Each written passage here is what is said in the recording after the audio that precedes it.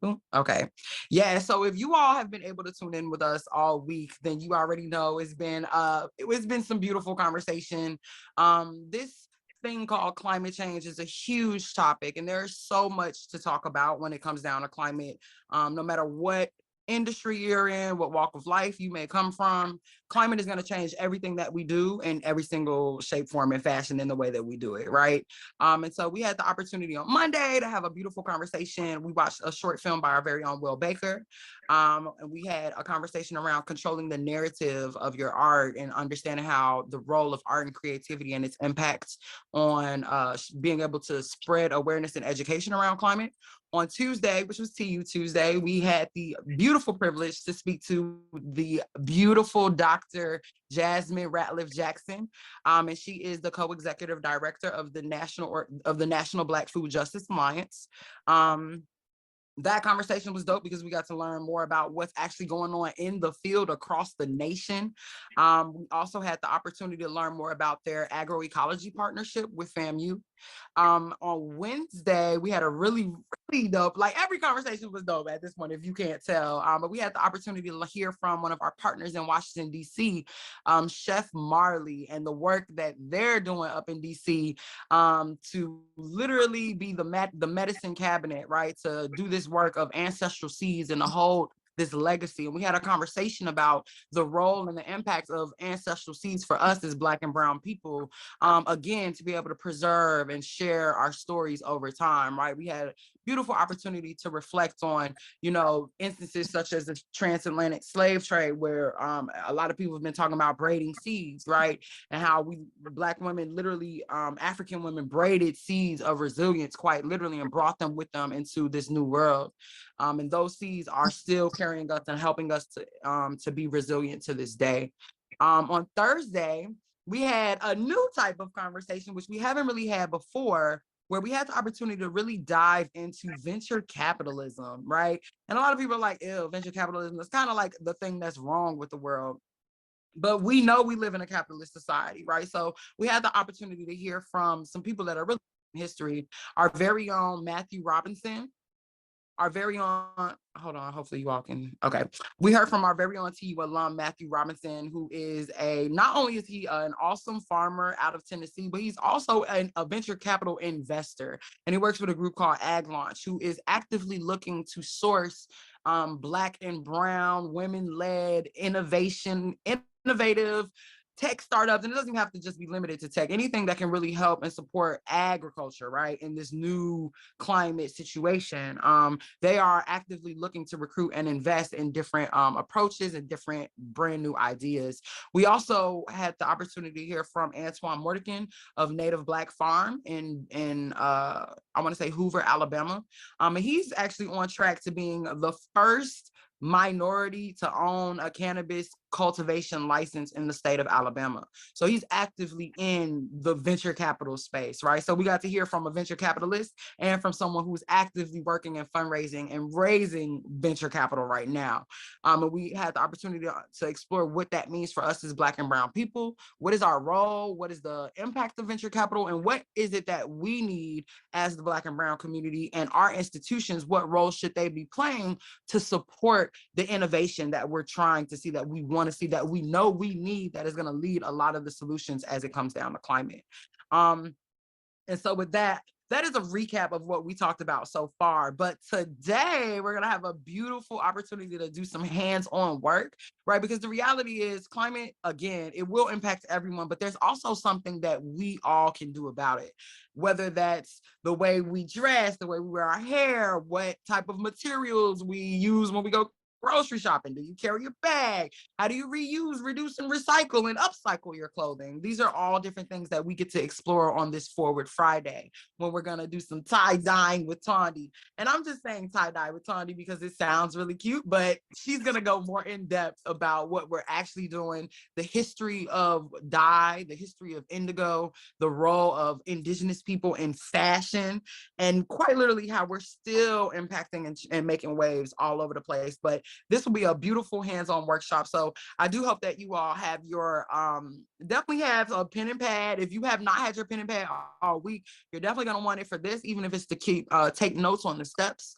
And with that, I forgot to introduce myself, but I am Candace Clark, also known as Candle the Farm Plug. And this is Earthweek Day 5. And with that, I will toss it to Tondi so you can take it away. And I'll be in the chat supporting you with anything that you need, Tondi. Okay, thank you. Thank you so much for everybody who's tuning in. You could have been anywhere in the world on this Friday evening, but you decided to tune in with us. My name is Tondalea Rosa Caesar. I also go by Tondi. I am a part of the CISE communications team, and I also dabble and dabble with a lot of different things. I'm also a creatress, which to me is just like, I feel like as a woman, we are not limited. We can make and create. And yeah, so that's why like creatress, this is like my bag, this is like my lane. Because I also grow, but one minute I might be drawing, the next minute I might be dyeing with indigo. And I used to also sew as well, but I'm gonna get a little into that as far as like how that ties into indigo. So I'm for this session, this is more so gonna be more of like a open discussion and more informative. I was gonna do more so dyeing, but I'm gonna do something a little bit more special later that's more interactive with the organization called the West Atlanta Watershed Alliance. I'm in Atlanta, and it's based in Atlanta, and they are an environmental justice nonprofit led by Black women. And if you don't know, Forward Friday is always traditionally a day where we honor different women in ag who are like trailblazers. So I just thought it would be perfect to do something with that organization. But I actually donated and I volunteer at their garden, and there's a whole fiber arts section where I planted some indigo there. They also have cotton and sesame, and then I have some dyer, chamomile, and hibiscus. So that's going to be something that we're going to have like more so like interactive sessions during the summer as they grow. And there's kids programming and stuff like that too. So that's something that is going to be a little bit more like interactive. Hopefully, we could like do this and y'all can tune in and just see what we got going on. But as far as today, looks like somebody's joining in. Yeah, so indigo. For those of you who may not know, indigo is so special. And it's funny because outside of indigo, actually no, indigo is like the only true blue color in nature. And it's so amazing. I have some like tiny plants that are growing. They're not mature yet. That's in my greenhouse, but that's outside. So I'm gonna be going on this journey because indigo is a journey. As I'm doing my research and just learning about it, experimenting with it, dyeing textile, it's a journey. It's like a journey that doesn't really end. It's funny because in Africa, we didn't consider ourselves Black. I don't think there was really a term for that. Like this is like a newer term.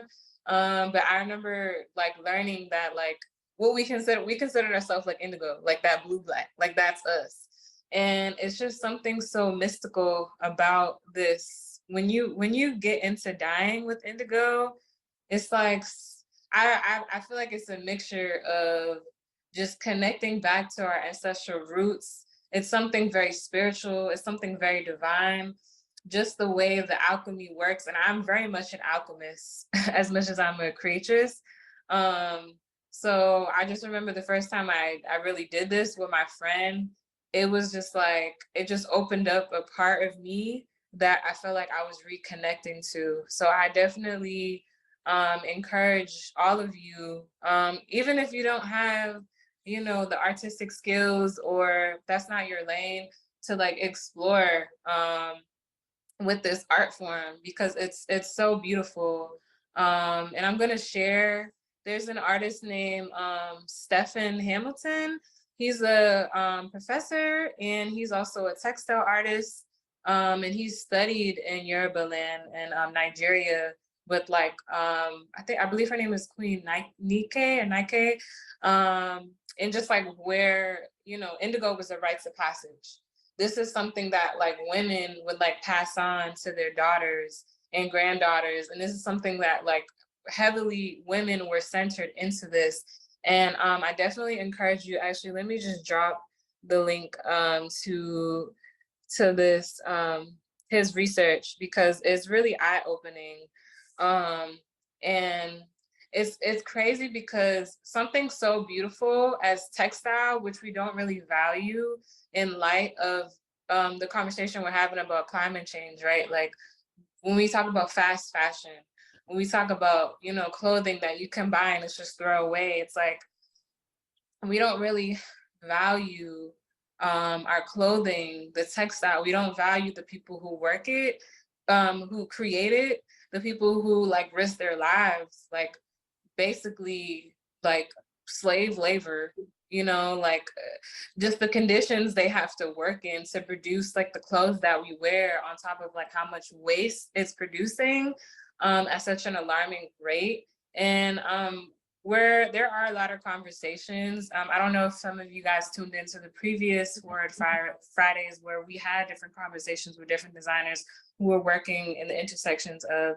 sustainability and sustainable regenerative fashion. But yeah, like this is something, sorry, there's like a fly that is trying to tune in with us, but he gotta go away. There, this is something that is being discussed, and it's kind of trendy, but again, there still is more work that we need to do. And again, it's something about when you make your own clothes. Like I used to make my own clothes, and now I'm in this journey of diving deeper with how I can connect, like growing the work that I do with that, and as far as like fashion and art. And I'm kind of in this lane of like designing textile and using like the earth, and in a way where it's like biodegradable, where I'm not using toxic dyes and just chemicals that are polluting our waters, and not only pollute our waters, but also are harmful to like our bodies and our environment. And these are things that I've been thinking about over the past years, like as I've been creating and sewing to get to this point. And there's something about fashion, as much as I loved it, it just didn't sit right with me. Once you kind of understand, excuse me, the back end of it, you know, you understand how much is wasted, how racist it is, how toxic it is.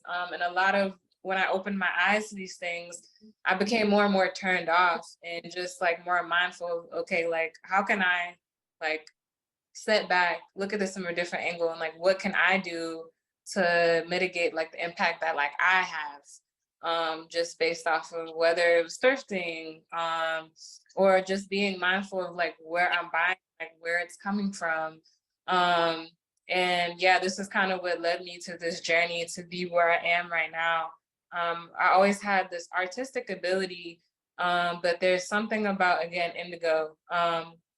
And again, I'm gonna keep on saying it's a journey, because from the people that I've been learning about, from Africa to India, to even in the Caribbean, and just different peoples all over the world who have experimented with with indigo, just to create the vat.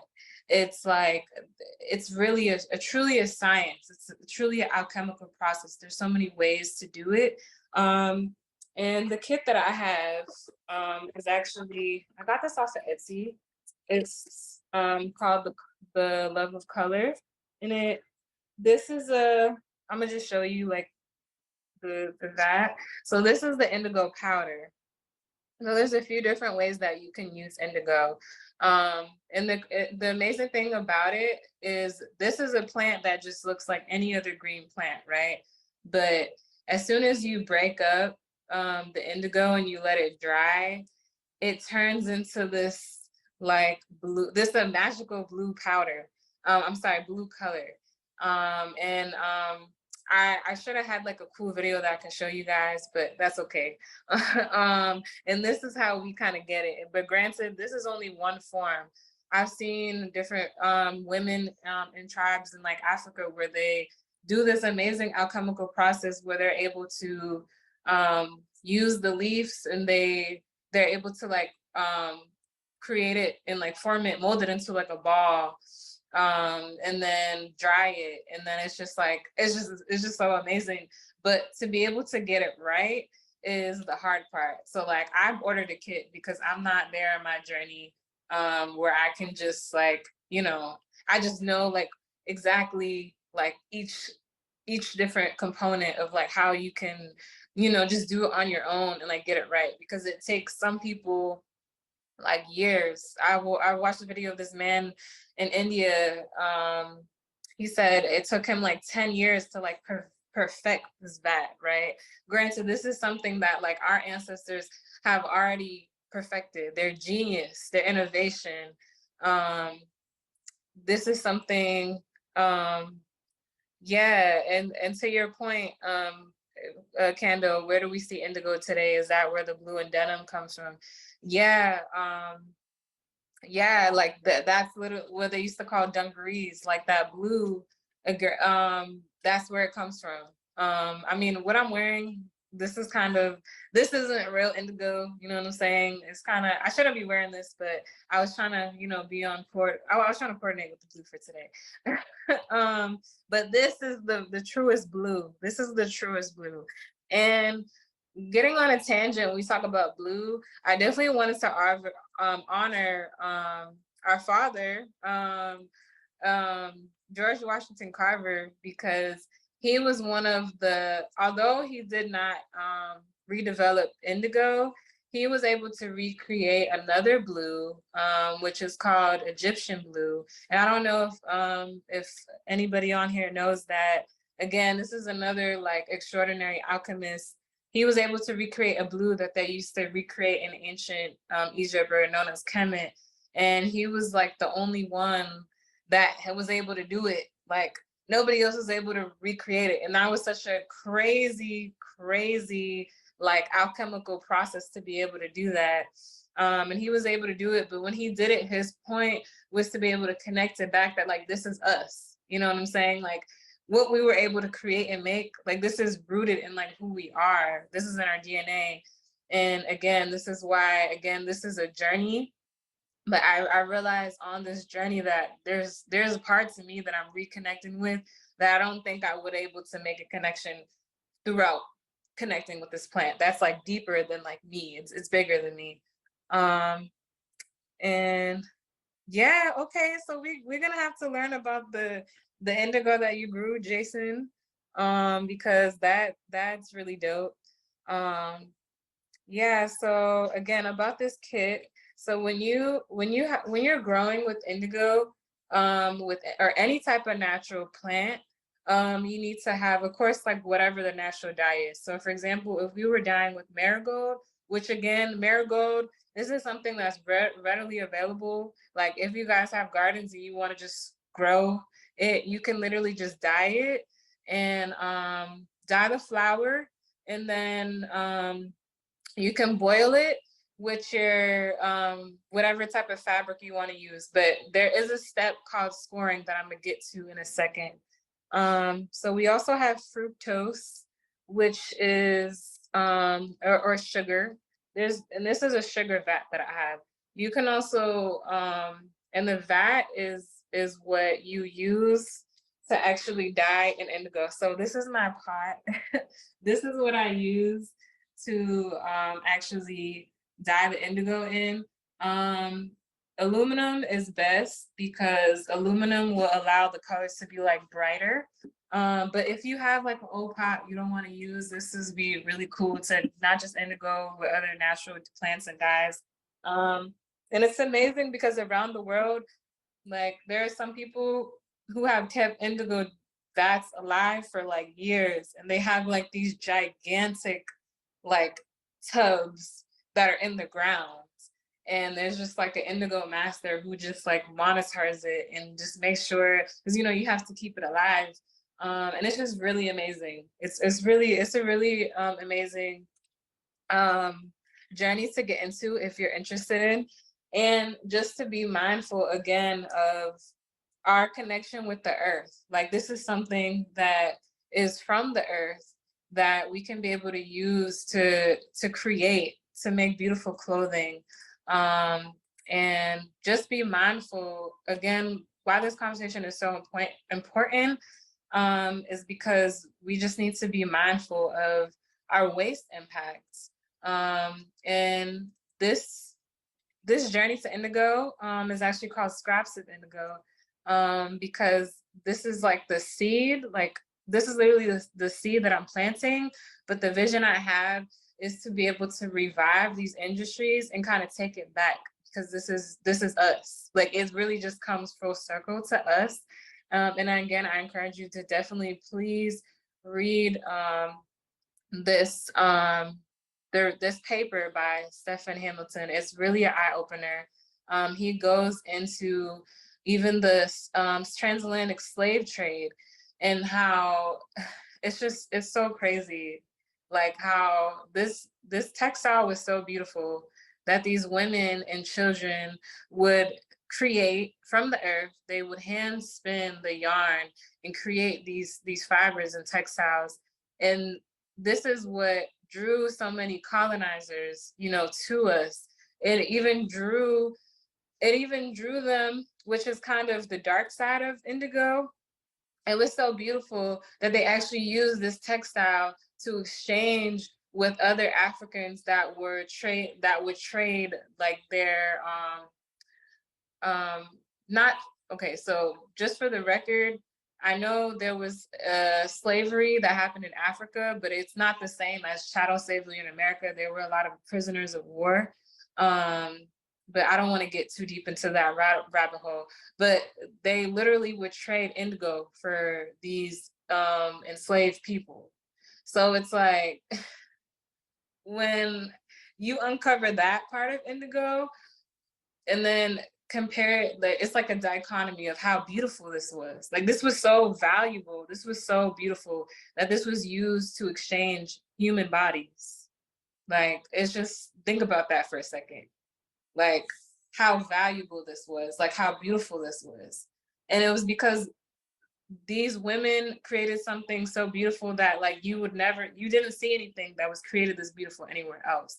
And again, this even goes back to like to Kendall's point earlier, there were enslaved people here on this land, you know, they wore dungarees or like jeans, like indigo jeans, you know, when they were working in the land. So it's just like learning about all of this, it just kind of comes full circle again, like how connected we are, like how super connected we are to this plant, but like how can we use that to be able to how can we use this and turn it back into our power, right? If this is something that was this was a rites of passage, like we were already so connected to this, like how can we use this in a way where we can recreate industries that are like empowering us, empowering women, empowering children, empowering men, empowering women, like through our creativity and being able to like take that back. So this is kind of where I am on my journey right now. We're just like experimenting with it. And I really want to share this with other people and open them up to explore this art form. So yeah, I went over the kit. Oh, and this is also calx. Am I saying this right? Calx. You can also use a loom. So when you're dyeing, you have to make sure you have you have to have like the base, the mordant agent, and like whatever you're dyeing. So these are all three, again, like the kit that I ordered. And they're already measured. Just for those who may want to experiment with this, there's also other kits that you can order online as well. And yeah, so you have to make sure, as far as like the ingredients and the supplies, you have your pot, aluminum, like I mentioned before. And this is muslin. Like, I don't know if anybody on here sews, but when you are designing clothes, this is usually what seamstresses use, because you don't want to mess up like your actual fabric. And this is kind of like a draft, but muslin is pretty cool. This is unbleached. You want to make sure when you're dyeing, you're using either cellulose, this is cotton, or animal, which is like wool, but that process is a little bit different, or silk. And then of course you have like your tools. So as you see, like you see how this is literally I was using this to dye, so it's already changed colors. But you want to make sure you have something to just to get your textile out of. And then I also have a burner. I mean, this is because I'm gonna be doing this outside, but you can also just use your stove as well. And yeah, so I forgot one thing that I mentioned earlier. So before you get started, you want to make sure you do a process called scoring. So this is basically, you can also put it in the washing machine, but what I did was I just I use my pot, and on my, like, you heat it up and I let it sit. I let it kind of get a little hot. I put it on low for like an hour or two, and then you just let this kind of sit overnight. And if you don't want to do that, you could also just put it in the washing machine. But this is supposed to, scoring is basically like purifying the fabric before you dye it. It ensures that whatever you're going to dye your fabric with is actually going to take. Otherwise, it's not really going to be the color you want. And this is like not just for indigo. If you want to dye with marigold, if you want to dye with hibiscus, if you want to dye with, like, there's so many other dyer plants, and just like amazing pigments that you can use to dye textile. But you want to make sure you score first. And then I also have soda ash, and what is this called again? Centropol. And then these two, this is what you use. Like, I put this in my water with my aluminum soup pot. Or you could put it in the washing machine. And I believe it or not, like, it seems like you don't have to use it, because this fabric was already, it was already like white unbleached. So I was like, oh, it's not really gonna make a difference. No, like, it did come out a little bit brighter. So yeah, you want to make sure you do that before you actually dye. And so yeah, let's get to the fun part. So I'm just gonna show you guys some of the indigo pieces that we actually dyed. Can you guys see this?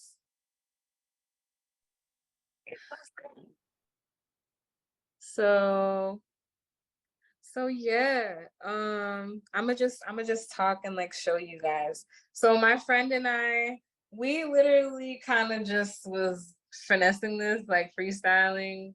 We just were like playing around. Like, so this is a design where we just like folded it one way and then just did a little something like this. And I honestly don't remember how we did this all, but it was really amazing. And then this was batik. So like, I'm still mastering that. I'm sure you guys have seen batik before. There's a lot of African print that like has this design. Yeah, I still gotta master it because it's harder than it looks when you have like wax. So basically the technique is that you're like drawing with the wax, and then so this part that was white had wax on it, and then like you dip this in dye as many times as you want. And then once you're like done, you have to like put this in like hot water to get the wax off and like soap. And then what you're left with is this design. Again, this we're still working on the kinks of this because it took us a minute to actually get the wax off, but that's a whole other journey with indigo. And yeah, like in the Senegambia region, they do a lot of that. I actually want to travel there just to learn more about that. And they actually have like tours where you can literally just like create your own. So again, this is the art form that like we need to just like reconnect with. And I believe we also use rubber bands, and there's a Japanese technique called shibori. As well, where you kind of just like, I'll show you guys when I find that piece because it's somewhere in this pile. But again, there's so many different ways to like dye, which is just like, it's just so amazing. And this, if you notice, like some of the shades are a little darker, some of them are a little lighter. Like it also depends on how long how long and how many times you do it. So this vat, I feel like this vat is pretty good, but I felt the first time I did indigo, it was a little bit stronger. I think that just could be because this is a sugar vat, and I don't think that the one I did was a sugar vat, it was something else. But the kit that I have, it does say like the longer you let it sit, the deeper it becomes. And it just depends on like how many times you dye. So like if we dye this again a few more times, like it will come out darker. And the amazing thing is, like, as dark as it may look, when you actually have to finish the process, which you have to like put it in cold water, and then you can also dip it in vinegar to like keep it. It comes out lighter than you think. So this is probably going to come out a little bit lighter. But again, it's just a really extraordinary process, and I can't wait to like share with you guys like when this becomes like a more hands-on event in the summer in the future. So stay tuned for that. Let's see. So I'm trying to show you guys a different technique. Oh, okay. So this is shibori. So how we got this one is we basically kind of like what's that instrument? I can't think of the name right now. But you basically have to kind of scrunch this up on like a pole or like a rod. So like I think we use like some tube from some packaging, like a cardboard tube. And then we have pins because we both sew. So we use pins, but you can also use string too. And we basically just like wrapped it around, and then we just pinned it, and we just like dipped it in the indigo like that. So then when we took it out, it created this like really cool like effect. Yeah, and if you go on YouTube or Pinterest or just look up shibori or just like different indigo techniques, there's a lot of amazing artists who will batik, like they're creating like drawings and like pictures, and it's just really a beautiful art. And again, it just goes to show like how you can literally create something beautiful from the earth. And this is kind of my job right now, because I know, like, I'm gonna just be real with you.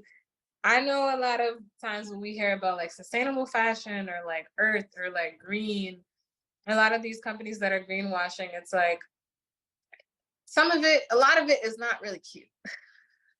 A lot of it is not really like, oh, if you really want, I believe if we're gonna make a change in like how we buy, especially when we talk about like fashion and clothing, like if we really want people to change, it's like we have to create a culture around it. We have to actually get people to like buy into it.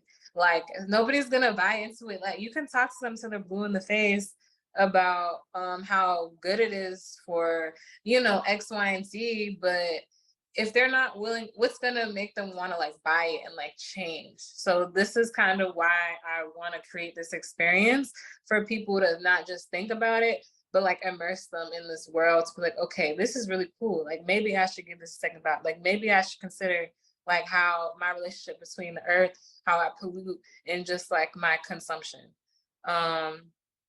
And Is there a way to be able to identify sustainably sourced indigo? That's a great question. I know I've seen a few different companies.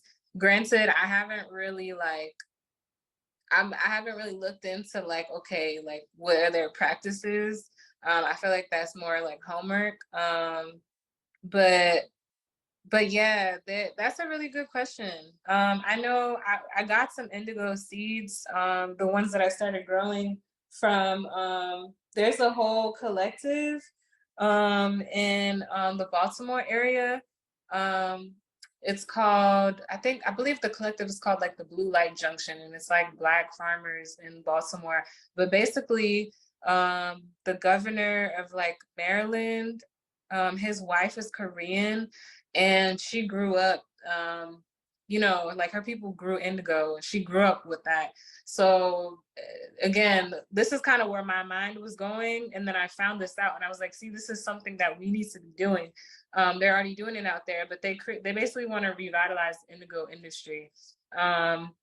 And I guess they had funding for it, and there's a whole collective of different farmers in that area who were like growing indigo, and they were doing workshops, and they're doing it. I don't know where they are with it right now. This was, I think, like a year ago or two. But yeah, the goal is to be able to like revive it, to create this industry. And I just feel like, especially now being in the Black Belt region, this was one of like the top like crops that they mass produce when our people were enslaved. So like, why not like re-empower ourselves with revitalizing an industry like indigo? And there's so many other industries that I really believe that like we should be on top of. But yeah, that's, again, I feel like I don't want to go too much in a tangent with that. But that was a great question. And yeah, we got Enyame, and this is what batik that we were like experimenting with. Again, we still got to get it right. This is like another batik. And I started doing this with Q-tips because my paintbrushes would like burn from like how hot the wax was.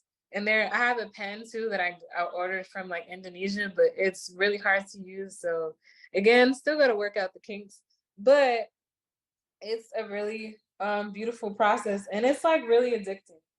Like once you get into this, literally, look at this. We have so much. I'm just trying to show y'all as much as I can. When we started doing this, it was like you can't stop doing it.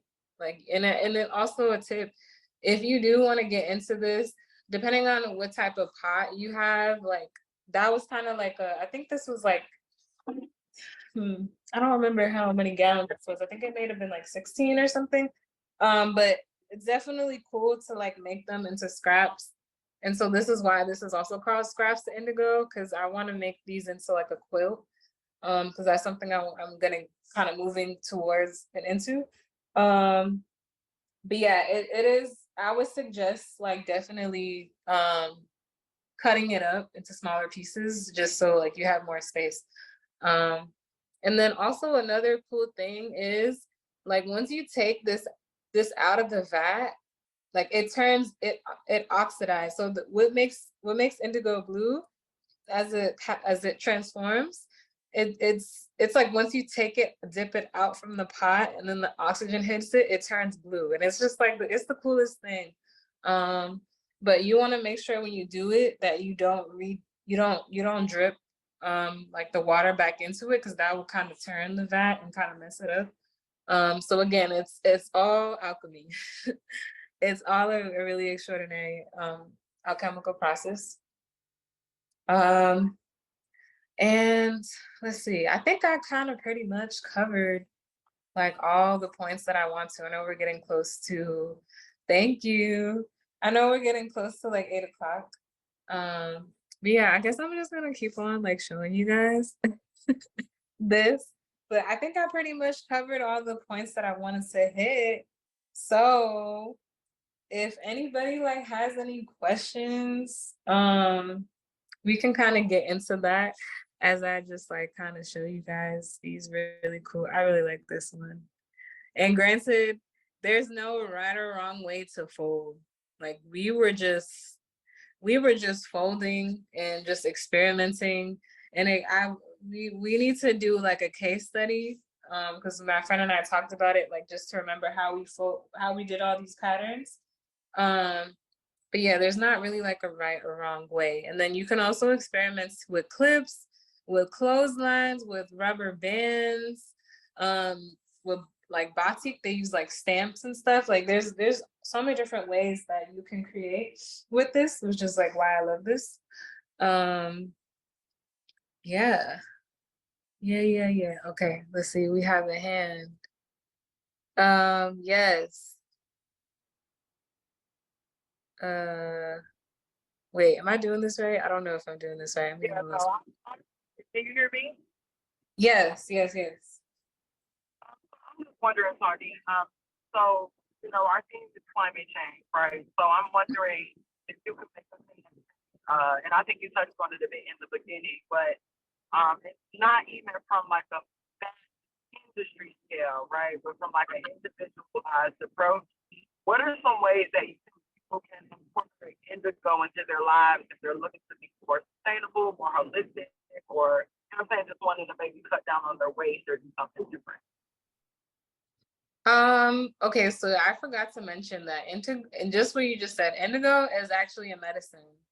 Um, so you can actually you can literally like use the tea leaves to like make medicine, which is like really cool. So it's very functional, and I feel like the world that we should be moving to is like sustainability to me is like functional. Like if it doesn't have a function and we're just using it just because it's like pretty, it's like what is the worth?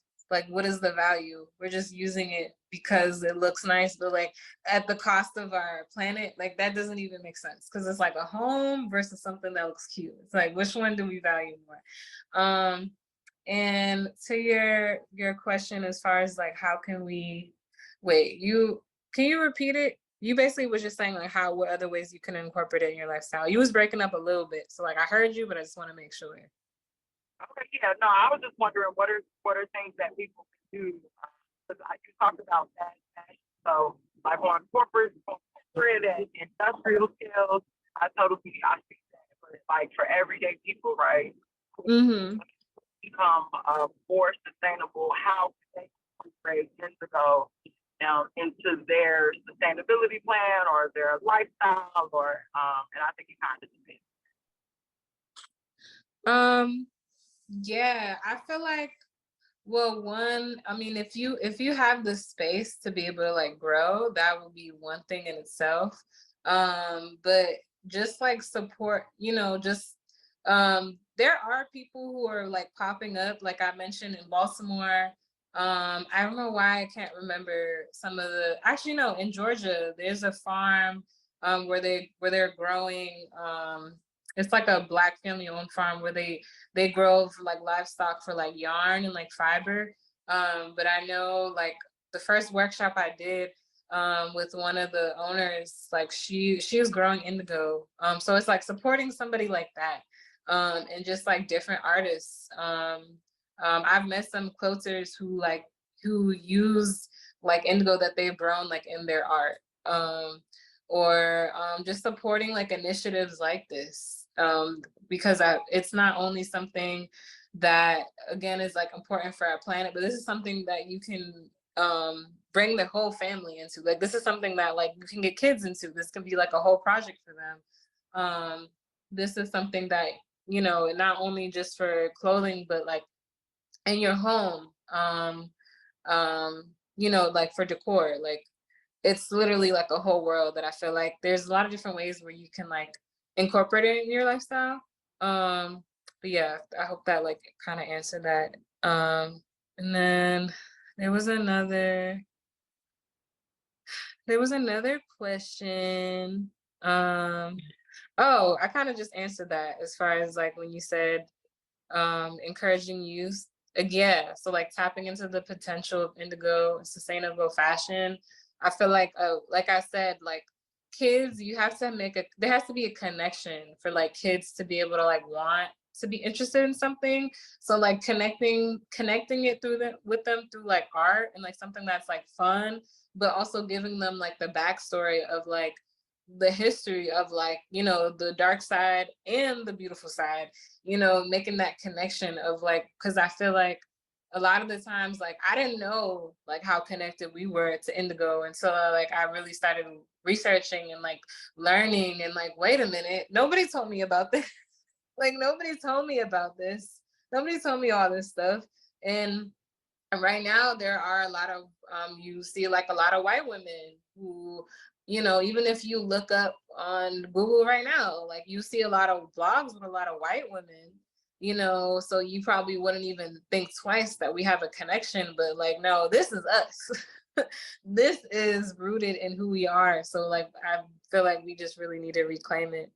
And then there was another question about like for Mr. Hooks, like what do you do with indigo once you finish dyeing it for a set batch?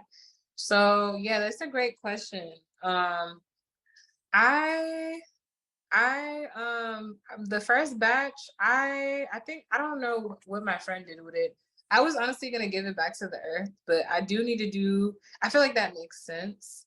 But when I was looking, somebody was saying something about like, you don't do that, but I'm just like, so what's the point of doing this? I have to cross check that, but I'm pretty sure I would just bring it back to the earth. This vat that I have, I think it only lasts about like a month and some change. I feel like it lasted a little bit longer than a month.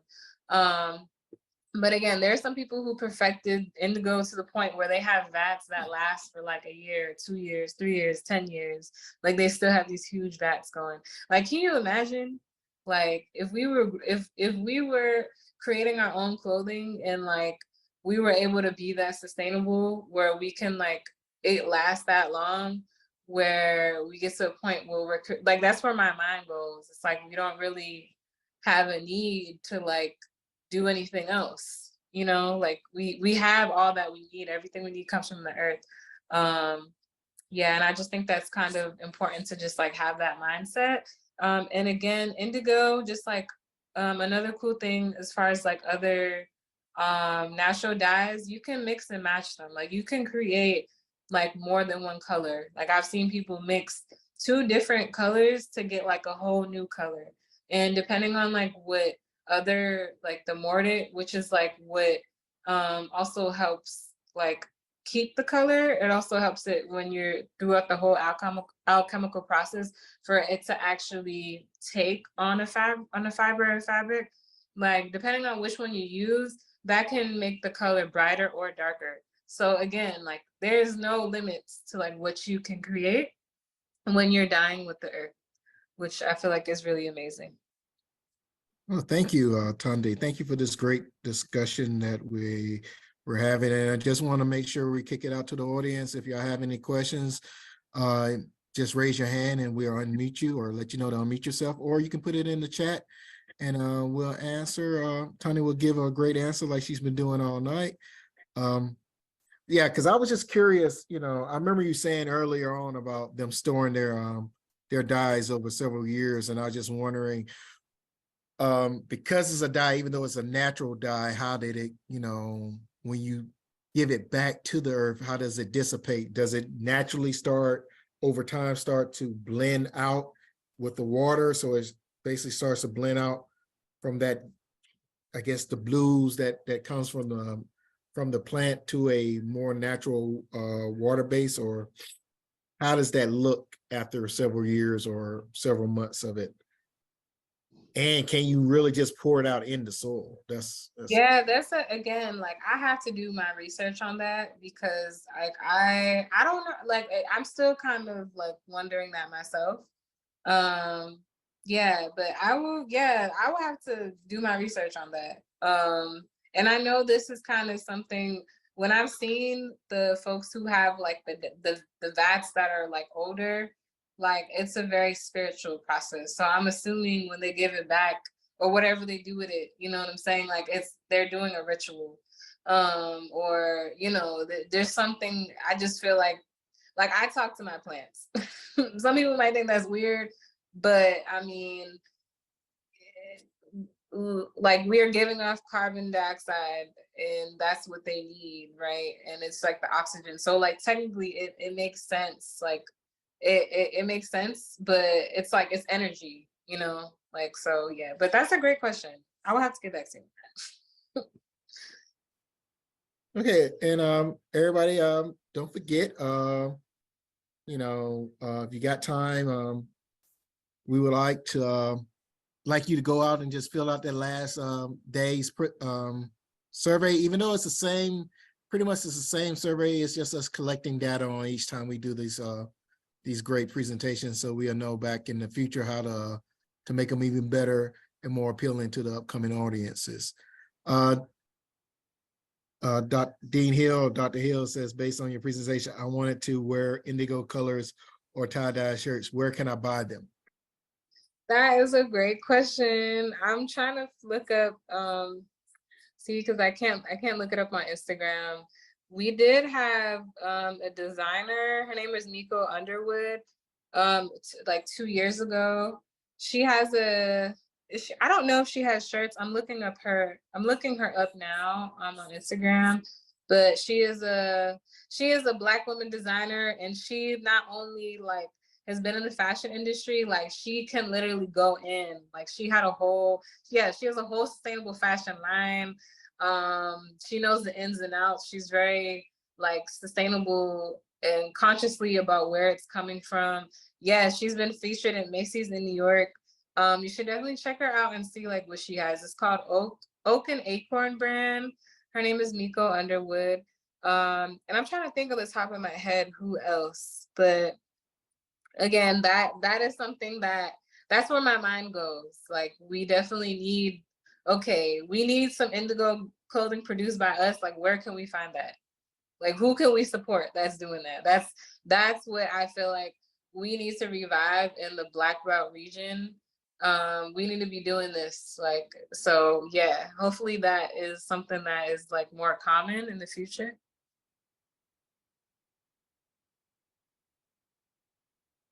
Okay, do we have any more questions from the audience? Like I said, always, thank you once again, Tandy, for this great discussion on indigos and indigo dyes and how it can be used in the fashion industry and how we should be using it and the heritage that we have to this plant and to these dyes from our diaspora. And Tunde has put in the chat the name of the designer, Miko Underwood, and the name of the brand for Dean Hill. And he said, you mentioned Carver, so we should have Egyptian dye clothes in Tuskegee, I guess, yes. Yes, I kid you not, I had a dream. I had a dream about this. Like I'm on a mission to like find out more about Carver and like what he did with Egyptian blue, because like I've been having dreams about this, and yeah, that's a whole other thing. And he was also trying to I don't think he got to be able to find out like how to produce Egyptian purple, but that's like a whole other thing. And yeah, this is kind of where I'm at with just like exploring. And I really, not just me, like I want to encourage like other people, especially like youth and just anybody who is interested in this type of art form, to like, you know, be on this journey with me. Okay, like how do we do this? Like how can we recreate this and create space to do this? So this is kind of like where our head's at for the future, because I feel like sustainability is so broad, it's so diverse. Like there's so many different lanes that I feel like that are not tapped into yet, that like, you know, that's the opportunity for us to kind of like explore and like dive deeper. So yeah.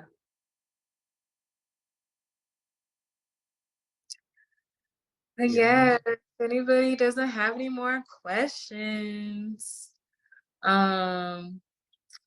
yeah, I think that was pretty much, I mean, unless y'all want to see, I have a lot.